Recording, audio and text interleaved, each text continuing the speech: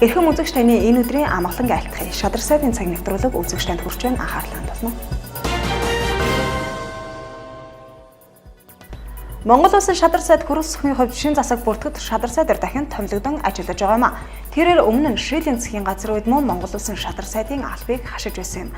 Тэгвэл үзэгч та бүхэндээ шадар сайдын цаг нэвтрүүлэг энэ удаагийн дугаартаа 2016 оны 8-9 дугаар сард шадар сайд хөрөлсөхийн хийсэн ажлуудаас онцлон хүргэх болно.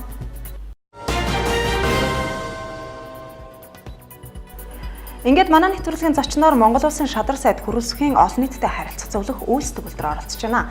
Танд энэ өдрийн мэндийг хүргэе. За баярлалаа. Танд ч гэсэн өдрийн мэндийг хүргэе. Монгол улсын шадар сайд хөрөлсөх өнгөрсөн 2 сарын хугацаанд маш олон уулзалтуудад оролцож, маш олон ажил хийлээ. Энэ хугацаанд гадаадын элчин сайдууд, олон улсын байгууллагууд, гадаадын төрийн байгууллага яамдын дэд сайд нартай уулзаж, хамтын ажиллагаа бэхжүүлж, зам өөрийн эрхлэх асуудлын хүрээнд дэх агентлагийн дарга нар болон төрийн удирдах албан тушаалтнуудад өөрөгч олон асуудлууд шийдвэрлэлээ.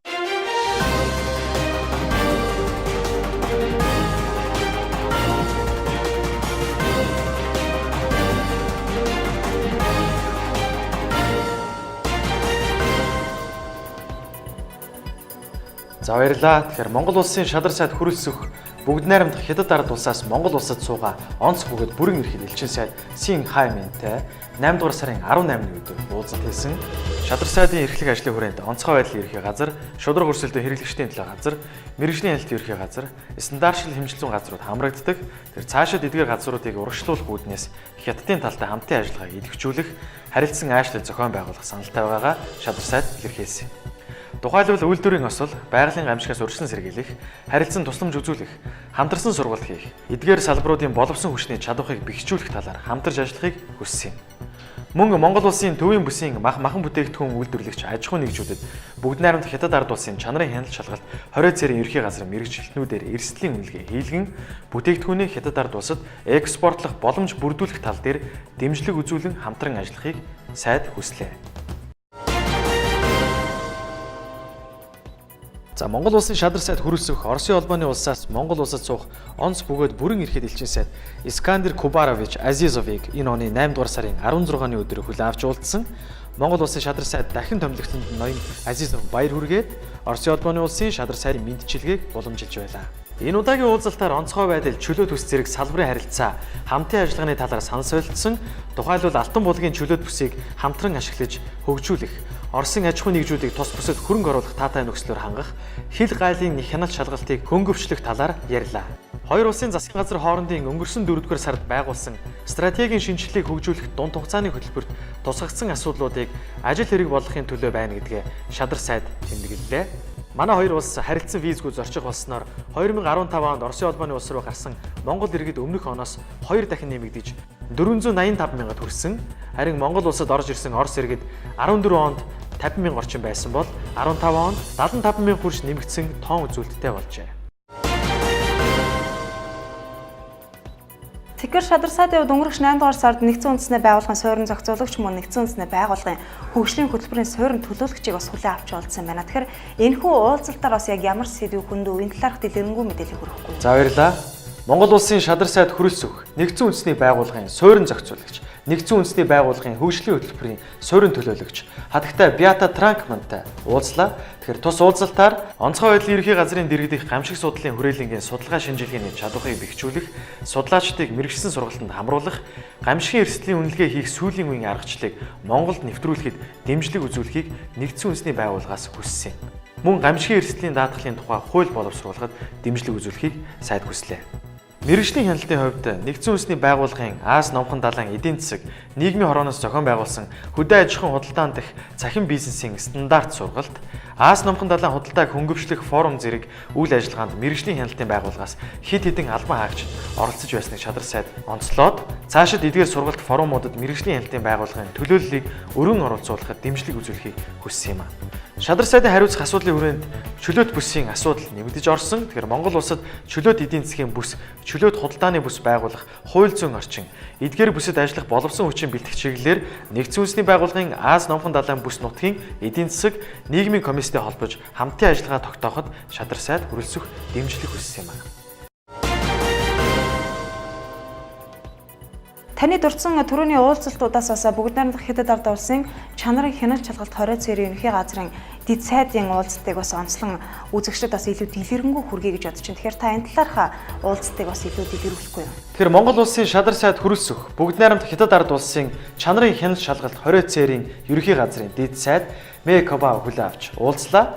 Тэгэхээр тус уулзалтаар мал амтан ургамал тэдгээрийн гаралтай түүхий бүтээгдэхүүнийг Монгол улсаас 3 дахь улсад экспортлох, 3 дахь улсаас импортлох үед Хятад ард улсын нутаг дэвсгэрээр дамжуулан тээвэрлэх асуудлыг шийдвэрлэхэд дэмжлэг үзүүлэх талаар хэлэлцсэн юм. Тухайлбал манай улс хонь, ямааны мах экспортлоход дамжуулан тээвэрлэх асуудлыг хэрхэн шийдвэрлэх талаар яригдж байгаа юм.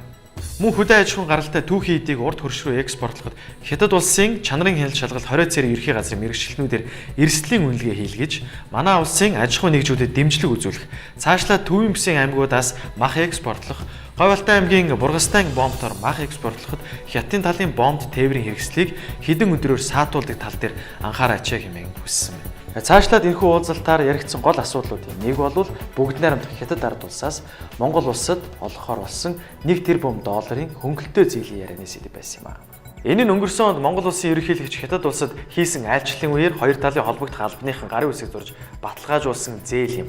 Энэ хөнгөлтийн зээлийн журам нь зээлийн хөрөнгөөр хэрэгжүүлэх төслийн санхүүжилтийн 85%-ийг Хятад улсаас олгож байгаа зээлийн хөрөнгөөр, харин үлдсэн 15%-ийг зээл хүлээн авч байгаа. Тодорхойлбол Монгол улс хариуцна гэж тусгасан байгаа юм. Гэвч үүнийг заавал 80-50%, 15% гэлгүүгээр 100% тус зээлийн хөрөнгөөр төслүүдийг хэрэгжүүлэх талаар ярилцсан юм.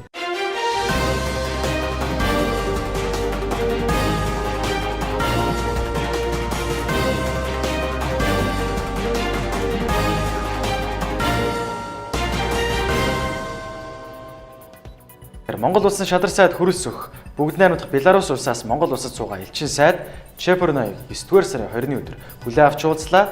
Тус уулзалтаар хоёр орны хамтын ажиллагаа, харилцаа сүүлийн жилүүдэд өргөжж байгаа тэмдэглэлээр мал аж ахуй, газар тариалан, аж үйлдвэр, уул уурхай, зам тээврийн салбарын хамтын ажиллагааг өргөжүүлэх сонирхолтой байгаагаа илэрхийлсэн юм. Монголоос Беларусь улсад 2015 онд ихэд 73.5 мянган Америк долларын бараа бүтээгдэхүүн экспортлж 18 сая Америк долларын бараа бүтээгдэхүүн импортлсон байна. Иймээс хоёр орны худалдааны эргэлтийг нэмэгдүүлж, эдийн засгийн хамтын ажиллагааг өргөжүүлэх боломжтойг шадар сайд хүрэлцэх онцолж байсан. Харин элчин сайд хоёр улсын өндөр дээд хэмжээний айлчлал тогтмолжиж байгааг хэллээ. Монголын хөдөө аж ахуй уул уурхайн салбарт Беларусын тоног төхөөрөмжийг нийлүүлж, эдгээр тоног төхөөрөмжийг ажилуулах боловсон хүчнийг бэлтгэх чиглэлд амжилттай хамтран ажиллаж байгаадаа сэтгэл хангалуун байгаагаа дурдсан юм. Цаашид Беларусь улсаас Монгол улсад нийлүүлж байгаа тоног төхөөрөмж, бараа бүтээгдэхүүний төрлийг өргөжүүлж, өргөн хүрээнд хамтран ажиллах сонирхолтой байгаагаа уулзалтын үеэр элчин сайд Чепурной шадар сайдад илэрхийлж байлаа. Шадар сайдын хувь шинэ засгийн газар байгуулагдаад ажлаа хүлээн авснаас хойшоос хийсэн ажлуудаас онцлон үзэгч та бүхэндээ хүргэж байгаа. Тэгэхээр шадар сайд бас онцгой комиссийн анх дахь хуралдааныгаа өнгөрсөн хугацаанд хийсэн яг энэ хуралдаанаар бас ямар асуудлыг ярилцаж хөндөө. За баярлалаа. Тэгэхээр Монгол улсын шадар сайд хүрэлцэх улсын онцгой комиссийн даргаар ажилладаг. Тэгэхээр улсын онцгой комисс 9-р сарын 6-ны өдөр шинжлэгдсэн бүрэлдэхүүнээр анх удаа хуралдлаа. Тэгэхээр энэ удаагийн хурлаар шадар сайд хүнс үдэ аж ахуйн салбарын өвлжилтийн бэлтгэл болон амтны гоц халдвар дэвчний нөхцөл байдал зэрэг авч хэрэгжүүлж байгаа арга хэмжээ, зам тээвэр болон эрчим хүчний салбарын 2016-аас 2017 оны өвлжилтийн бэлтгэл ажил, эрүүл мэндийн салбарын өнөөгийн байдал, за мөн тулгамдж байгаа асуудлын талаар холбогдох яамдаас мэдээлэл авч сайд танилцлаа. За өнөөдөр онцгой комиссийн анх дахь хуралдаанаар бас бид нар нэлээдгүй хэдэн асуудлуудыг ярьлаа. Өвлжилтийн бэлтгэл асуудалтай холбоотойгоор одоо хүнс үдэ аж ахуй асуудлыг сонслоо. За зам тээврийн асуудлыг сонслоо. Улсын одоо эрчим хүчний асуудлыг сонслоо, эрүүл мэндийн асуудлыг сонслоо.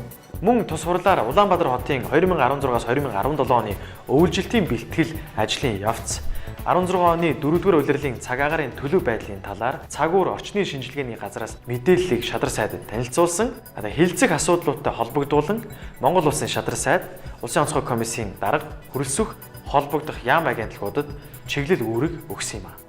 За Улаанбаатар хотын 2016-аас 17 оны өвлжилтийн бэлтгэл ажлын талаар одоо хийгдэж байгаа ажил төрлийн талаар сонслоо. За мөн одоо энэ 4-р улирал болон энэ 17 оны одоо үйл хаврын одоо цаг агаарын нөхцөл байдлын талаар бас одоо урьдчилсан мэдээг одоо бас та бид нар сонслоо. Тэгэхээр бид нар бол одоо энэ өвлийг одоо өнтөө сайхан давах ёстой хаана. бас манай комиссийн гишүүд хэлж байна. Нэг айхтар зууд байгаа энэ одоо хариуцлагагүй зууд гэж. Энэ хариуцлагагүй зууданд ирэхгүй байхын төлөө одоо цөмөрөө чармааж ажиллах хэрэгтэй. Тэр байгалийнхаа зуудыг бид давж гарна. Энэ хариуцлагагүй зууд гэдэг юмд одоо нэрвдэхгүй ажилласаа хийж асуудал шийддэг байх хэрэгтэй гэж ингэж ойлгодог. Энэ онцгой комиссийн гишүүд бол та бүхэн бүгдээрээ одоо бүрэн эрэхтэй тодорхой салбаруудыг хариуцдаг ийм хүмүүс асуудлыг газар дээр нь шийддэг ийм одоо байх ёстой шүү гэдгийг одоо би бас онцгой комиссийн даргын хувьд хэлье. За мөн Монгол улсын шадар сайд 9-р сарын 2-ны өдөр стандартчлалын тогтолцоог боловсронгуй болгоход дэмжлэг үзүүлэх төслийн дарга Хэнк Дэ Пауийг хүлээн авч уулзлаа. Шадар сайд хөрөлсөх уг төслийн хүрээнд стандартчлал хэмжил зүй хэрэглэгчийн эрхийг хамгаалах чиглэлийн хууль эрх зүйн орчныг боловсронгуй болгох, боловсон хүчний чадварыг дээшлүүлэх чиглэлээр олон үр дүнтэй ажил хэрэгжүүлсэн талархаж байгаагаа илэрхийлсэн юм. Төслийн багтаа хамтран үндэсний чанарын хөтөлбөрийг боловсруулж, засгийн газрын хуралдаанаар баталсан бөгөөд стандартчлал, техникийн зохицуулалт, идэвхжлийн тухай хуулийн шинжилсэн найруулгыг улсын хурлаар хэлэлцүүлэхээр бэлтгэж байгаагаа шадар сайд хэллээ.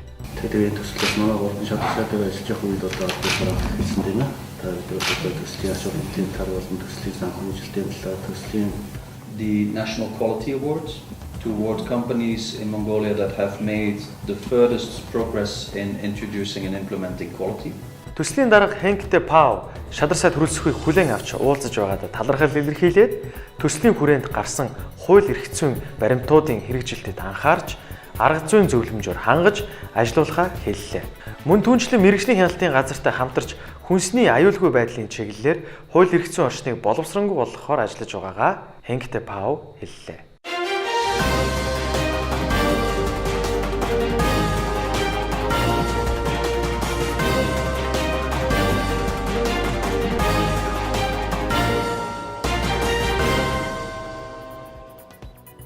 Тэгэхээр манай улсын онцгой байдлын албанд бас Хятадын засгийн газрын буцалтгийн тусламжаар 2.8 тэрбум төгрөгийн өртөг бүхий багаж хэрэгслийг бас хүлээлгээ өгсөн үйл явдлаас өнгөрсөн хугацаанд болсон байна. Тэгэхээр яг энэ талаарх мэдээллийг бас тодруулахгүй юу? За баярлалаа. Тэгэхээр онцгой байдлын хүч хэрэгсэл чадварыг нэмэгдүүлэхэд үнэтэй хувь нэмэр оруулах үйл ажиллагаа 9-р сарын 9-ний өдөр онцгой байдлын ерхий газарт болсон. Тэгэхээр бүгд найрамд Хятад ард улсаас Монгол улсад 2.8 тэрбум төгрөгийн буцалтгүй тусламж болгож ой хэрийн төмөр унтраах бүрэн тоногсон автомашин, зөөврийн усан шахуурга, үлээгч аппарат, үүргийн гал унтраагуур, хүрз гэх мэт 10 орчим төрлийн 2400 гаруй ширхэг техник багаж хэрэгслийг Монгол улсын онцгой байдлын албанд хүлээлгээ өгсөн явдал байлаа. Монгол улсын шадар сайд ёслолын ажиллагааг нээж хэлсэн үгэндээ бүгд найрамд Хятад ард улсын буцалтгүй тусламжаар олгож байгаа эдгээр автомашин, техник багаж хэрэгслүүд Монгол улсын онцгой байдлын албанд нийлүүлэгснээр албаны бэлтгэл, бэлэн байдал, эрс дээшилж, гал түүмэр, гамшиг ослоо тэмцэх чадвах нэмэгдэхийн зэрэгцээ, ард ирээдүйн эрүүл, аюулгүй орчинд амгалан тайван амьдрах нөхцөл бололцоог хангахад ихээхэн ач холбогдолтой тусламж олж байгааг онцолсон юм. Монгол улсын засгийн газраас онцгой байдлын албаны гамшигтай тэмцэх чадварыг бэлтгэхэд чиглэлээр хууль эрх зүйн, эдийн засгийн, нийгмийн, олон төрлийн дэд бүтцийн институцийн нэгдмэл харьцан уялдаа хэмжээнүүдийг хатараад авч ирэх байна. Монгол улсын засгийн газар бүтээн засгийн газартай олон холбоот хамтран ажилладаг бөгөөд олцгой гамшиг автомобилтэй тэмцэн бас нэгэн хол хэрэглэж байна. Сүүлийн 2 жилийн хугацаанд Монгол улсын онцгой байдлын албанд 30 гаруй тэрбум төгрөгийн хөрөнгө оруулалт хийгдэж албаны гамшигтай тэмцэх чадвах 55% хүрсэн нь онцгой байдлын салбарын хувьд чухал дэвшилттэй тал юм хэмээн тэмдэглэсэн юм. Ой хэрийн төмөр унтраах, туулах чадвар бүхий 21 тонны усны багтаамжтай гал унтраах орчин үеийн эдгээр автомашиныг нийслэлийн онцгой байдлын газрын Багнуур дүүргийн онцгой байдлын элтэс, Баян хонгор, Дорнод, Сүхбаатар, Төв, Хинтээ аймгийн онцгой байдлын газарт хүлээлгээ өгсөн. Энэхүү бусдад тусламжийг үзүүлбэ, бүтээн Хятад улсын засгийн газар өнөөдрийн арга хэмжээнд оролцсон бүтээн Хятад улсаас Монгол улсын хамтлагууд эцэн сайд болон эдийн хүндэт зочдтой онцгой байдлын албан хаагчдын нэгэн өмнөс болон уяасаа чин сэтгэлийн албад илэрхийлж байна. 2015 оны байдлаар улсын хэмжээнд 5426 удаагийн аюулт үзэгдэл осол тохиолдож 198 хүн нас барж амь насаа алдсан бол онцгой байдлын албаны албан хаагчид 1017 хүний амь насыг авраг хамгаалсан байна. Харин 2016 оны эхний 8 сарын байдлаар улсын хэмжээнд 3194 удаагийн аюулт үзэгдэл осол тохиолдож 161 хүн эндсэн бол онцгой байдлын албан хаагчид 2016 оны байдлаар 545 хүний амь насыг авраг хамгаалжээ. За баярлалаа. Тэгэхээр Монгол Улсын шадар сайд хөрөлс өхийн ахалдаг газар хөдлөлтийн гамшигын аюулаас урьдчилан сэргийлэх байнгын ажиллагаатай зөвлөлийн 3 дугаар хуралдаан 9 дугаар сарын 16-ны өдөр хуралдсан.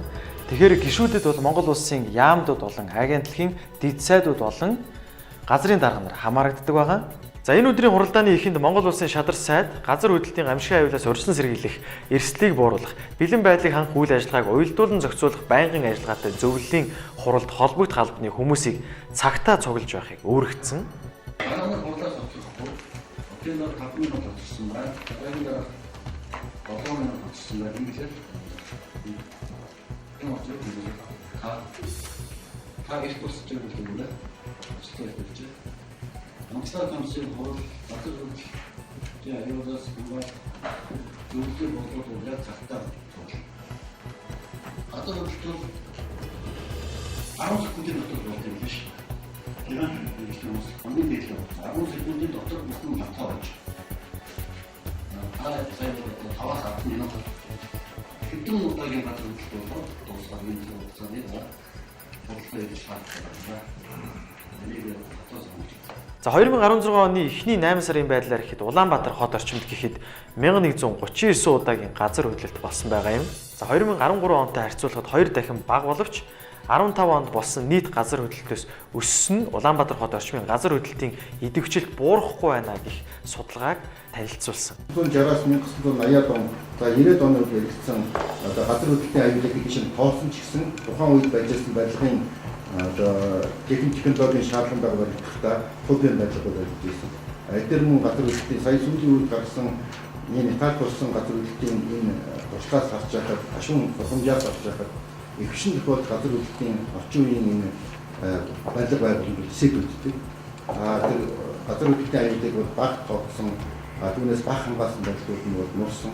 Газар хөдлөлтийн тохиолдол өмнөх оноос 30 орчим хувиар өссөн тул одоо гамшийн эрсдлийг бууруулж аюулаас урьдчилан сэргийлэх бэлэн байдлыг хангах чиглэсэн арга хэмжээ яралтай авах чухал байгааг шадар сайд онцолсон юм. За энэ ажлыг хэрэгжүүлэхэд шаардлагатай хөрөнгийг улсын төсөв бусад их үүсвэр суулгаж шийдвэрлэх, тусгай зориултын техник тоног төхөөрөмж, багш хэрэгслийг шууд худалдан авах, гайл нэмэгдсэн үртгийн албан татвараас чөлөөлөх чиглэлээр холбогдох хуульд нэмэлт өөрчлөлт оруулах санал боловсруулахыг үүрэг болгосон байгаа. Энэ бол зөвхөн жихний хажууд хальт өнгөрдөг асуудал биш. Энэ бол Монгол Улсын үндэсний аюулгүй ажлууд тусаад тогтмолтой холбоотой асуудал, албаны аюултай холбоотой.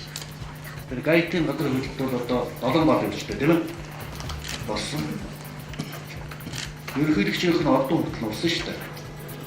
Гайт бол тэр чигээр хатгаа болсон. Нэгсэндээ одоо тусаа тогтнол алдах хэмжээний төр засаг улс нь одоо өдөрлөг зохион байгуулалтын бүрэн алдагдсан. Дараа нь Америкийн зөвлөд орж ирж одоо тэр улсын сэргээн босгох ажлуудад одоо тусалж ясны даваа бүгдээр санаж байгаа. Тийм учраас одоо би шадар сайдын энэ зөвлөлийг өдөрж байгаа юм муу явуулж яриаггүй шүү.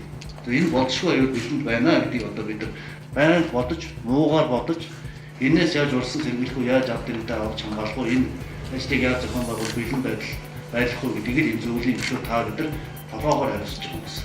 Мөн эмнэлгийн барилгуудад эрсдлийн үнэлгээ хийж эхлэх, дархан эрдэнэт хар хорин ховд улаастай 100 мод хотын нутагт үнэлгээ хийх аргачлал боловсруулах, гамшигын үед 50000 хүртэл хүнийг хүлээн авах хээрийн эмнэлэг ажиллуулах төслийг хэрэгжүүлэх бэлтгэлээ хангах, гамшигаас хамгаалах бэлэн байдлын үйлчлэгийг 3 хүртэл аймаг нийслэлийн ерхий төлөвлөгөөний газарт хийхээр тогтлоо.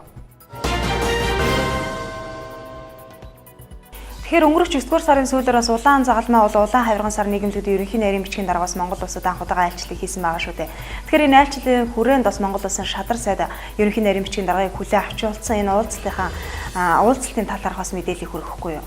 За баярлалаа. Тэгэхээр Монгол улсын шадар сайд хүрэлцэх олон улсын улаан загалмай, улаан хавирган сар нийгэмлэгүүдийн холбооны ерөнхий нарийн бичгийн дарга ЭЛ-ХАЖ-СЮ-г хүлээн авч уулзсан байгаа. Тэгэхээр олон улсын улаан загалмай, улаан хавирган сар нийгэмлэг нь Монгол улсын одоо зодонд ирвэгдсэн малчтад өмнө нь хүмүүлгийн тусламж үзүүлж байсан удаатай. За өнгөрсөн өвөл өвлжилт хүндэрсэн 17 аймагт зодын эрсдлийг бууруулах, малчтад туслах хүмүүлгийн үйл ажиллагаанд олон улсын улаан загалмай, улаан хавирган сар нийгэмлэгүүдийн холбоо, үндэсний нийгэмлэгүүд хамтран нийт 1.6 тэрбум төгрөгтэй тэнцэх хөрөнгө босгож хүмүүлгийн тусламжийг 25,000 орчим хүнд хүргэсэн байгаа.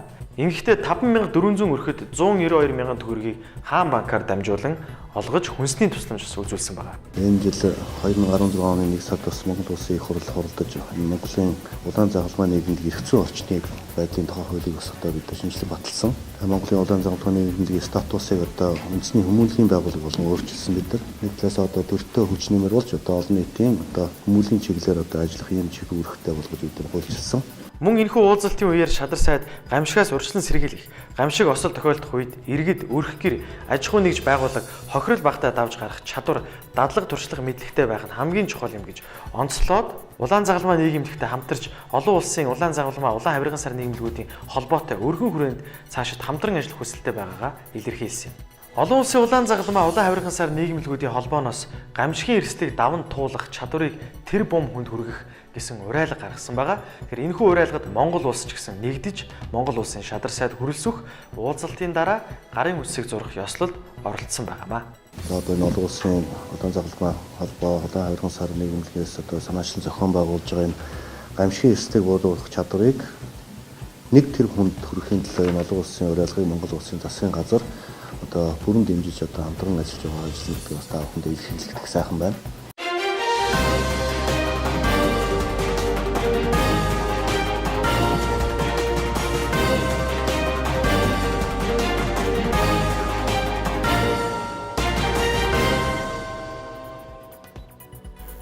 Тэгэхээр өргөжлүүлэн шадар сайдын бас уулзалтуудын талаарх мэдээлэл рүү эргээд орё гэж бодож байна. Тэгэхээр шадар сайд өнгөрөх 9-р сарын 27-ны өдөр 2 орны элчин сайдыг бас хүлээн авч уулзсан байгаа шүү дээ. Тэгэхээр яг энэ өдөр бас бүгд найрамд Польш улсын элчин сайд болон Америк нэгдсэн улсын элчин сайдуудыг хүлээн авч уулзсан.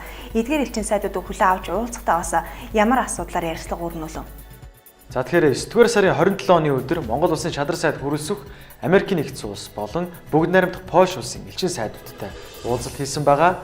Тэгэхээр бүгд найрамдах Польш улсын элчин сайд Михаил Лабентитай уулзахдаа тэрээр хоёр орны хамтын ажиллагаа улам өргөжж байгаад талархаж байгааг илэрхийлж байсан. Ингээд тэрээр тус улсын гадаад хэргийн сайдад Польшийн элчин сайдын яамыг Улаанбаатар хотноо нэг талаар албан ёсоор мэдгдсэний дагуу ойрын хугацаанд элчин сайдын яам нээн гэдэгт найдаж байна гэдгийг хэлж байсан. За мөн засгийн газар хоорондын эдийн засгийн хамтын ажиллагааны комисс хоёр талын эдийн засгийн хамтын ажиллагааг бэхжүүлэх нь чухал аж холбогдолтой гэж цохон тэмдэглэсэн юм. Нийгмийн хамгааллын салбарт хамтран ажиллах хэлэлцээрт ойрын үед гарын үсэг зурж хэрэгжилтэд хамтран анхаарч ажиллах талаар. Мөн энэхүү уулзалтын үеэр шадар сайд нийгмийн хамгааллын салбарт хамтран ажиллах хэлэлцээрт ойрын үед гарын үсэг зурж хэрэгжилтэд хамтран анхаарч ажиллах талаар хэлэлцлээ. Энэхүү хэлэлцээр нь Польшид байнга оршин суудаг манай 1000 орчим иргэн уламжлалт ангаа ухааны салбарт ажилладаг 100 орчим эмч нарын тэтгэвэр тэтгэмж болон бусад аж ахуй амьдрал асуудлыг шийдвэрлэхэд аж холбогдолтой юм а. Но это не меняет стратегического значения Монголии для нас, и это проявляется на всех уровнях. За мөн бүгд найрамдах Польш улсын засгийн газраас нөхцөл тусламжийн зээл авах талаар ярилцсан. Нөхцөл тусламжийн зээл гэдэг нь Монгол улсын засгийн газар болон бүгд найрамдах Польш улсын засгийн газар хооронд 50 сая еврогийн экспортын зээлийн хэлэлцээрийг бүгд найрамдах Польш улсын сангийн яам, Монгол улсын эдийн засгийн хөгжлийн яам 14 оны 2 дугаар сарын 14-ний өдөр Улаанбаатар хотноо үзгэлсэн. Тэгвэл энэ нөхцөл тусламжийн зээлийг хоёр тал тохиролцож түргэвчлэх саналыг шадар сайд хэлж байсан юм. За мөн энэ өдөр Монгол улсын шадар сайд хүрэлцэх Америк нэгдсэн улсаас Монгол улсад суугаа онц сүгэд бүрэн ирэхэд элчин сайд Jennifer Galt-ыг хүлээн авч уулзсан. Уулзалтын эхэнд тэрээр Монгол улс болон Америк нэгдсэн улс хоёрын хамтын ажиллагаа, боловсролын салбарт, эдийн засаг, за мөн батлан хамгаалах гэх зэрэг олон талт салбаруудад амжилттай өргөжинд хэлж байгаад баярлаж байгаагаа илэрхийлсэн. Монгол улс нь Америк нэгдсэн улс зэрэг 3 дахь хөршийн эдийн засгийн сонирхлыг бий болгох сонирхолтой. Энэ чиглэлээр Америк нэгдсэн улсын талтай идэвхтэй хамтран ажиллана. Мянганы сорилтын корпорацийн 2 дахь компакт гэрээ байгуулахад Монголын тал ач холбогдол өгч байгаа гэдгээ хэлсэн юм. За мөн батлан хамгаалах салбар түүний дотор инхийг сахиулах хамтын ажиллагаа онцгой байр суурь эзэлхийг онцолж, говийн чуна олон улсын хамтарсан сургалтыг амжилттай зохион байгуулж ирснийг тэмдэглэсэн юм. Тэний хоёр улсад Монголын харилцаа хамтын ажиллагааны дотор ялгаагүй одоо батлан хамгаалах салбар түүний дотор бол одоо инхийг сахиулах үйл ажиллагааны чиглэлд хамтарч ажиллаж байгаа. Энэ чиглэл бол их чухал байр суурь эзэлдэг. The United States is indeed proud to partner with Mongolia on everything from people-to-people exchanges to our very robust military partnership. Мөн Инх тайвны корпусын сайн дурынхан Монгол улсад ирж ажиллаж эхэлсний 25 жилийн энэ жил тохиож байгаа. Өнгөрсөн хугацаанд сайн дурынхан манай орны өнцөг болон бүрт англи хэл, эрүүл мэнд, боловсрол болон хөгжлийг дэмжих чиглэлээр хүчин зүтгэж ирсэнд талархал илэрхийлсэн. Цаашид хөдөө аж ахуй, сэргээгдэх эрчим хүч, хүнс, өндөр технологи бүхий аж үйлдвэр, дэд бүтцийн салбарт хөрөнгө оруулж, томоохон төслүүдэд хамтран ажиллахыг шадар сайд Америк нэгдсэн улсын элчин сайдад санал болгосон юм. Тэгэхээр энэ удаагийн шадар сайдын цаг нэвтрүүлгийн төгсгөлд бас яалтчгүй онцлох нэг мэдээлэл. Тэгэхээр энэ нь юу вэ гэхээр шадар сайдын хувьд засгийн газрын 100 хоногийг бас угтаад Сүхбаатар болон Хинтээ аймагуудаар ажиллаад ирсэн байгаа шүү дээ. Тэгэхээр энэ талаарх мэдээллийг бас өргөхгүй юу? За баярлалаа. Тэгэхээр Монгол Улсын шадар сайд хөрөлсөх Батлан хамгаалахын сайд Батэрдэн замун мэрэгжлийн хэлтийн ерхий газрын дарга цагаан хүү тэргүүтээ ажлын хэсэг орон нутагт ажиллаад ирлээ. Энэ удаад Хинтээ Сүхбаатар аймгийн төвүүдэд болон Сүхбаатар аймгийн Дарган Халзан сумын иргэдтэй уулзалт зохион байгууллаа. Засгийн газрын гишүүд улс орны нийгмийн эдийн засгийн өнөөгийн байдлын талаар товч танилцуулга хийж, цаашид үүсэт буй эдийн засгийн хүндрэлийг даван туулахын тулд авч хэрэгжүүлэх арга хэмжээний талаар мэдээлэл өгсөн. Тийм учраас зөвхөн уул уурхайг шүтгэхгүйгээр энэ одоо хөдөө аж ахуй газар тариалангаа хөгжүүлэх энэ бодлогыг энэ 4 жилд одоо хийж хэрэгжүүлж эхлэе. Үр дүнгийн хүртээ одоо гэж ардын нам одоо болж ажиллаж байгаа гэдгийг одоо та бүхэнд хэлье. Нэгдүгээрт хүнсээр хангах. Хоёрдугаарт ардынхаа гэр орноор хангах хэрэгтэй. Орох оронтой байх хэрэгтэй. Орох оронтой. Хөдөө орон нутгүй, орох оронгүй хүмүүс их байна. Байшин савын барий. Тэр ипотекийн зээлийг цааш нь үргэлжлүүлнэ. 8% зээлийг. Улаанбаатар хотод хөгжин хөдөө орон нутагт үргэлжлүүлнэ. Аймгийн төв дээр үргэлжлүүлнэ. Гэр оронгүй байгаа, орох оронгүй байгаа хүмүүсээ гэр оронтой болгох чиглэлээр их анхаарах хэрэгтэй. Ингээд хүнстэй орох оронтой байхад хүн бас болж байгаа маа. Болж байгаа. Шинэ засгийн газар 16-аас 2020 онд хэрэгжүүлэх мөрийн хөтөлбөрөөр батлуулж хямралыг даван туулах бодлого хэрэгжүүлэхээр ажиллаж байгаа юм. Эдийн засгийн нөхцөл байдал хүндэрсэн энэ үед хямралаас гарахын тулд ард иргэдэд эрүүл хүнсээр хангах, орон байраар хангах, боловсрал, мэрэгжил олгох, ажилдаа орлоготой болох эдийн засгийг солонгоруулах шат дараасан арга хэмжээ авч ажиллах нь зүйтэй юм гэж шадар сайд онцолж байсан. Трийн аян эрүүл хүнс, эрүүл Монгол хүн хөтөлбөр за 21 100 гэсэн одоо аж үйлдвэрийн хөтөлбөрүүдийг суулгаж өгсөн. Энэ хөтөлбөрүүдийг одоо энэ 4 жилийн хугацаанд хэрэгжүүлэх ёстой. Хөдөө аж ахуй газар тариалангаа бид нар хөл дээр нь босгох зайлшгүй шаардлагатай. Зөвхөн уул уурхайн салбарыг бид нар шүтэж амьдрал улс орн ийм байдалд бас ордын байна гэдгийг бид өөрсдөө харлаа. Шадар сайдын цаг нэвтрүүлгийн зочноор Монгол Улсын шадар сайд хөрөлсөхийн олон нийтэд харилцах зөвлөх үүс төвлөрөөр оролцлоо. Танд баярлалаа. За баярлалаа. Тэгэхээр Монгол Улсын шадар сайд эрхлэх асуудлуудын хүрээнд онцгой байдлын ерхий газар, мэрэгжлийн хэлт ерхий газар, шудраг өрсөлдөөн хэрэглэгчдийн төлөө газар, стандартчлал хэмжилт зүйн газар, чөлөөт бүс зэрэг газрууд харьяалагддаг. Ингээд засгийн газар болон шадар сайдын ажлыг сар тутам тоймлон хүргэж байгаадаа баяртай байна. Баярлалаа. Ингээд үзэгч та бүхэнд шадар сайдын цаг нэвтрүүлэг шинэ дугаараа хүргэлээ. Дараагийн дугаар хүртэл баяртай үзэгчтэй.